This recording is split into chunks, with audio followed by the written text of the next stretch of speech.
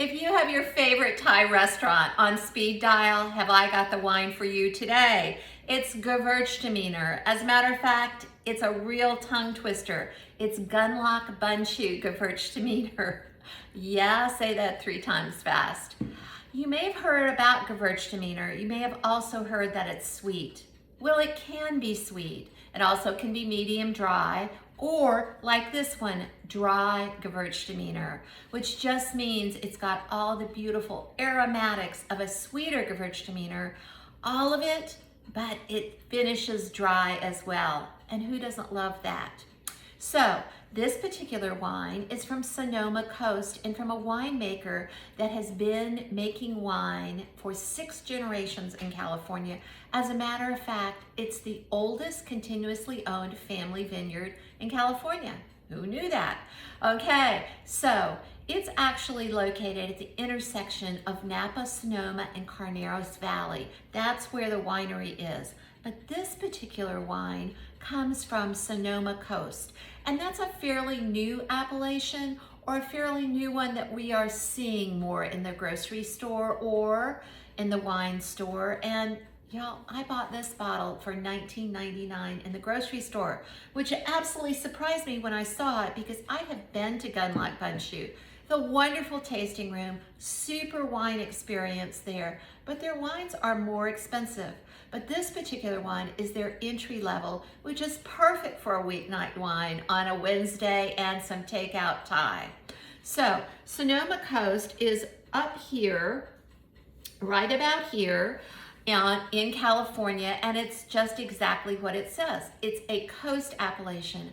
So it is wonderful for those cool climate grapes and cool climate wines. Let's take a look at Gewurtztraminer. This has a lot of typicity, or it's very typical for Gewurtztraminer, for a dry Gewurtztraminer, but it's not typical in that it finishes dry. So, and most of the ones from Alsace, which I love, you know, Alsace, France, do have a little bit more sweetness to them. So cheers to California Dry Gewurtztraminer.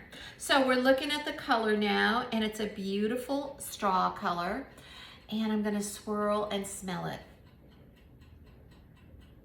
Wow, Gewurtztraminer is a very aromatic grape. The most frequently described aroma from it is called lychees, and that's an Asian fruit. You may have had it in an Asian dessert before, but I've also heard it described as sweet roses. So it smells really fruit forward, like it's gonna be fruit salad in your mouth. But let's taste it together.